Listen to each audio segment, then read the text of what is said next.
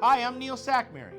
Hi, I'm State Trooper Sean Hagstrom with the Nevada State Police Highway Patrol Division, PEIO. Please stay tuned for the next episode of Trooper Talk. And together, we can make a difference. All right, look at this. Receiving the North American Inspectors Championship honor. The Young Blood Award. Wow. So Robert DeFrancisco, how do you have to say it? Francisco. Francisco? Francisco. I wanted to put this up here because we've had, Michelle with the CVSI, Yes. our commercial vehicle safety inspectors. That's what he is. And this is an award from his peers throughout all of North America. So out of everybody that works Come on. CVSI in the entire nation, he won the biggest honor, the John Young Blood Award for all the nation. NHP took home the award this year. That's amazing. So yeah, it is amazing. It just shows the kind of work that our civilians do with our troopers, because you got to think the CVSIs also work with our NHP commercial units. So when we have those check sites, these guys are underneath the trucks too, checking for the brakes and checking, Yeah. make sure all the safety concerns for our commercial trucks, make sure they're safe on the road. And they're doing that along with our troopers. They just can't do the enforcement part. That's why our troopers are with them. So if they do have to be out of service, or they end up needing to get a citation or maybe a fix-it ticket to get that truck operable for the roadway, that's why they coincide with that. But for the civilian part, he won the top award across the nation, and NHP brought home another award for that. So I had to put that up today, and what a fantastic guy, very nice guy. You'd really like him. He's great. Yeah. I should bring him on the we show. got to get him on here too. Yeah, we got to get him on the show too. Maybe I'll have him bring the actual award, I Yeah. would love that. and we could just place it right Yes. here and kind of talk about it. He can brag about it. Absolutely, and he should. Yeah, I mean, this is absolutely. all North America. Th- I mean, he he- got voted by all the other CVSIs across the nation, voted for this guy right here. It's fantastic. And, Yeah. and I look at this and all these type of things that are keep happening. You know what I'm saying? And it's the most wonderful agency, and it's something that every single person in there works so hard. When the captain was here last week or 2 weeks ago and was describing, how she's making the whole area when in the back there, for everybody. Every single person has such a sense of pride that works for Nevada State Police. They take it so seriously. They want to convey that to the motoring public. They always want to be respectful. It's really wonderful.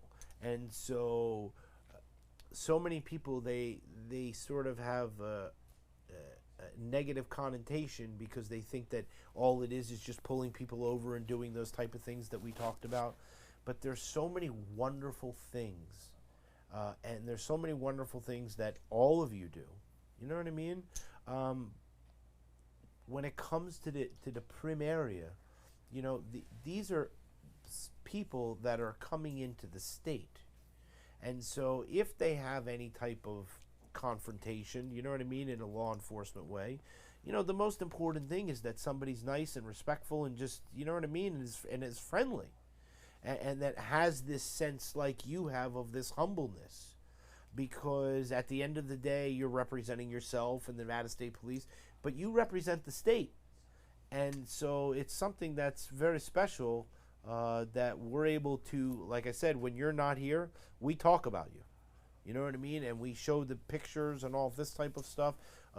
And all the time, it's the fact of that, although we're catching these people doing these things, we're the most respectful. And that's something that you do. So the question that I have for you, Yeah. right, Yes, sir. is for as long as you've been with Nevada State Police, you keep going every single day and keep doing every single day. And so part of that is humbleness that people can see and they can feel when they watch the TV program. And so when you come onto the program, do you think about things before you get here, or you're just excited to come here? Yeah, I do. I mean, me and Or is it like you're like, what is he gonna ask me? no, well, because it's completely random, right? I mean, unicycle splitting lanes and all that. You never know what's yeah, gonna happen. yeah, so I don't think preparing for this show would be like if I was studying up, it would be like preparing for the SAT or whatever. So I don't know what question's going to be asked. Well, that's a good thing. Yeah. So So Trooper Hagstrom and I do have a conversation, kind of what he wanted to kind of bring up. We have to have there's going to be some direction, but it's good to especially this stuff. It's good to see stuff like this rather than the alternative. There's a lot of kind of there's a lot of negative aspects like you're saying, right? Attached to law enforcement, and I mean we experience through the whole career probably a good amount of tragedy. And there's good and there's and there's tragedy. So when we have stuff like this where we have a fellow employee whether it be civilian or not do something great like this, it's definitely nice to see. Yeah, and I think that it's wonderful because it showcases your friends. It showcases your family. It showcases all these things, and this is one of the things that we talk about from the recruiting standpoint, right? Is that there are so many different departments. Want me to watch this? You want me to? I'll embarrass him a little bit, right? Here we go. Like his family. Yeah. Okay. And I always bring it up. His mom and his wife that work for Nevada State Police in different departments. Mm-hmm. And that his wife used to be a dispatcher, and now she has this different career path that's gone like this and still does the dispatching. And his mom, who started, she worked for juvenile corrections before, and then transferred over to parole and probation. Came over there and now is tremendous over there. Mm-hmm. And so civilian staff non-sworn and sworn positions are so vital to the Nevada State Police. Yep. And so, if you want to join Nevada State Police, you don't have to be a sworn officer.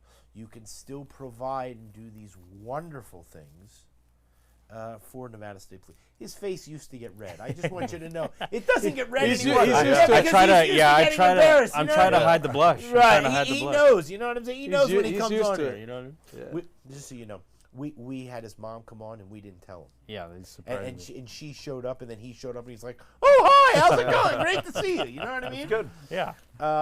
But it's important. You know what I'm saying? Like these are the important things. We say it all the time. We would not be able to do our jobs without our civilian staff members. They are probably more important than we are. Without them, we wouldn't get the calls that we get. We wouldn't be able to work all the paperwork on the back end to go to court. We wouldn't be getting these awards for the national top CVSA. So they are critical to the Nevada State Police Department, and we are thankful. And they are, again, probably more important than the sworn staff at this point because they handle so much more than we even recognize. A lot of the troopers don't understand what our front office staff does, or our arrest services, or the specialist at PMP. They don't have any idea how much they actually do behind the scenes that we don't really get to see. So yeah, absolutely important to our mission. Yeah, it's fantastic. All right, are you kidding me, dude? Nope. Not at all. And you know what? Since we're on Trooper what is Talk, it when you're dead? yeah. No, I'm serious. This is almost like comatose. Yeah, this you- is like what an I'm asking alcoholic. you. Isn't like sometimes because when I watch that show, you know what I mean? They'll catch somebody not like this, but they'll be like, "You should be dead, dude." Like you know what I mean? Like you have so much alcohol in your body. The normal person, you would be unconscious and would probably possibly look at dying. You know what I mean? Yeah. This was at I-11, right by the I-15 This is southbound. a real person. Real person. This is just a preliminary breath test. We don't use this in court, but when he gets down, if it's his first time, he gets choice, blood or breath. If it's two or more, there'll be our choice for blood or whatever. and then those will be the true results that come through. But this is just from him blowing in the tube straw. This is just a preliminary breath test. People got to realize this is a .08 in our state, and most nationwide is .08, and then .04 for commercial drivers because they're held at a higher standard because they're driving big commercial vehicles. But yes, I wanted to put this on here because it is Trooper Talk. This is one of our missions, is getting DUIs off the roadway. And I just wanted to show one of the troopers sent this to me, and I thought, hey, I'm gonna put this on social media. I'm gonna put this out here that this trooper probably saved somebody's life. You know what I mean? Because to try to drive a motor vehicle at that state is reckless in itself and dangerous. So luckily that trooper was able to get this person off the road before he ended up injuring himself or injured others or possibly killed somebody. So I don't drink, but my father used to put amaretto on my lip when I used to get a cold sore, right? And so I had a little bit of amaretto in a glass with some ice. And after one glass, and I don't know what my alcohol content was, but you're like this. You know what I'm saying? Like there's no reason that you would ever. And so, do you know what the highest you ever caught somebody at?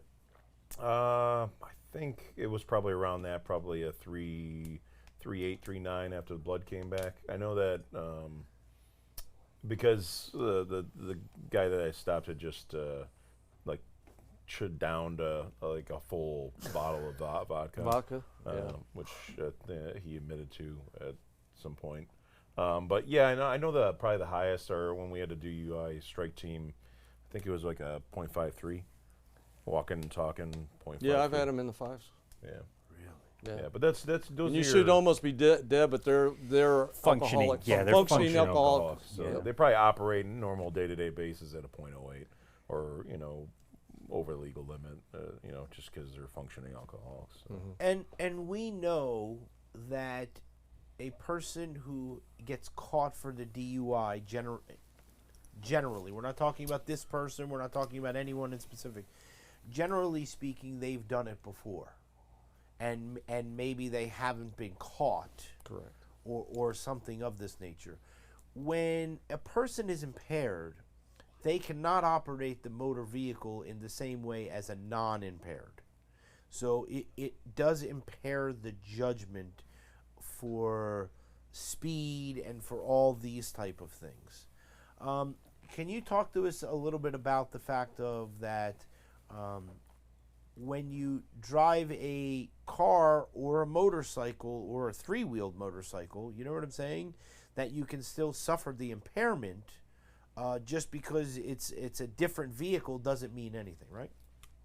Like as far as getting a DUI on a motorcycle versus. Well, I was just saying, so handling it. Handling it. Yeah, I would say a motorcycle is even more difficult involved. Because you're shifting. I mean, maybe if you have a manual car, stick shift car, because there's a lot going on when you're just riding a motorcycle normally. Yeah. And they're just starting to come out with. I mean, they've had them in small quantities, but like automatic driving.